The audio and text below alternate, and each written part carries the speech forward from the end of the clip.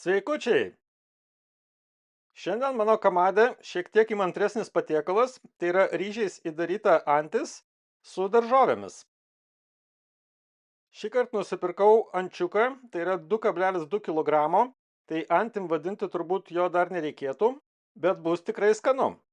Antis marinavimui naudoju standartiškai druska, juodi pipirai, taip pat granuliuoti česnakai ir šiek tiek kajeno pipirų. Kadangi ančiuką dar įdarysiu ryžiais, tai į ryžius papildomai dar pridėsiu ir čiobrelių džiovintų. Manau, dar puikiai tiktų rozmarinas, bet nesinori pridėti per daug visko.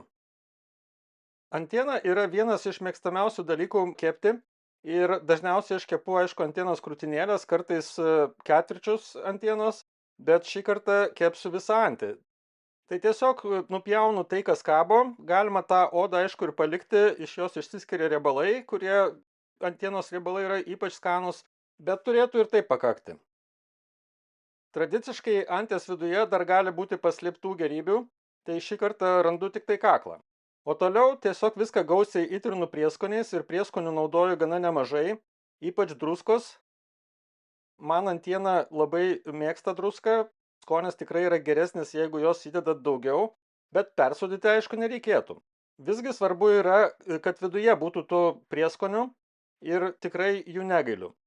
Iš išorės taip pat pridedu prieskonių, bet dalis jų tikrai nubirės ir nutekės kartu su taukais besivydančiais, tai pagrindinis skonis bus iš vidinių prieskonių.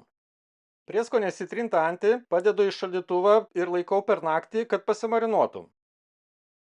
Kitą dieną kuriu kamado ir kepimas visas bus maždaug apie 180–190 laipsnių Celsijaus temperatūroje. Uždegtukui sudegus ir anglims jau įsidegus, dedu deflektorių ir taip pat groteles, ant kurių dėsiu paskui indą, kuriame pradžiai truputį patroškinsiu antį, o po to toliau kepsiu atvirame inde. Turbūt nėra visiškai standartinis toks būdas, bet man atrodo, kad reikia pradžiai išsaugoti daugiau skysčio. Kol kamadas ir visi priedai kaista, pasidarau ryžių, kuriais įdarysiu antį.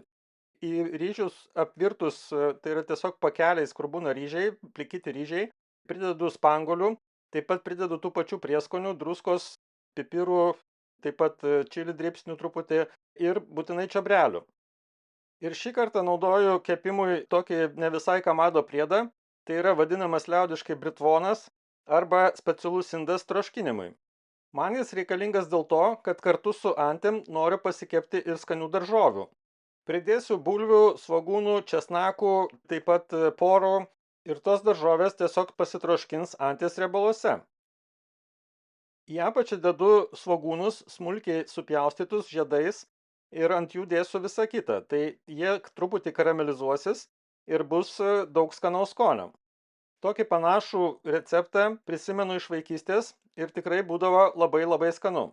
Ypač skanu būdavo ryžiai permirkę anties taukuose ir skaniai pakeptos bulvės. Todėl ryžių tikrai negailiu, visas kiekis yra maždaug 3 pakeliai išvirti ir dar papildomai į ryžius be prieskonių dedu česnakų skilteles, šiek tiek čili pipiriukų, tai pagal skonį galima dėti arba nedėti, bet česnakas tikrai labai gerai tinka. O kad viskas neišbirėtų bekepant, surišu anties kojas taip, kad viskas liktų viduje. Tik tai nesugalvokit nupjauti pačios riebiausios anties dalies, tai yra pasturgalio. Beje, nepaminėjau, kad ryžių pilnai neišviriau, aš juos tiesiog apviriau, tai reiškia, jeigu ant pakelio parašyta, kad reikia virti 15 minučių, tai aš viriau maždaug apie 8 minutės ir jie dar yra šiek tiek kitokie. Jeigu ryžius išvirsit visiškai iki galo, tai jie gali virsti tiesiog į košę, bekepant jau kartu su antimi. Na ir toliau vėl kiek telpa pridedu daržovių, bulvių, morkų, taip pat truputį čili pipiriukų. Galima dėti pagal skonį, tai kas jums patinka, bet morkos ir bulvės tai yra tikrai labai geras derinys kaip garnyras. Daržovės dar papildomai šiek tiek pasūdau tuo pačiu mišiniu, kuriame yra šiek tiek ir juodų pipirų ir čili dribsnių. Buvau atidaręs kepsninę, tai termometras rodo ne visiškai teisingą temperatūrą. Iš tikrųjų kepsninė yra įkaitusi iki 100 maždaug 90 laipsnių ir jos temperatūra yra stabili. Dedu viską į kamadą ir papildomai dar uždengiu, kokias 40 minučių kepsiu su tuo dangčiu, o vėliau nuimsiu, kad truputį apskrustų ir daržovės, ir pati antis.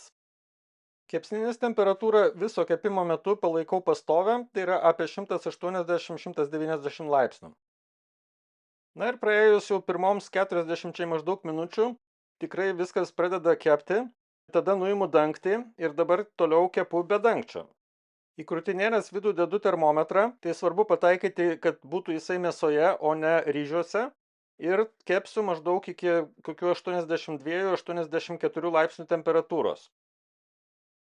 Praėjus dar maždaug 20 minučių, papildomai aptepsiu anties taukais.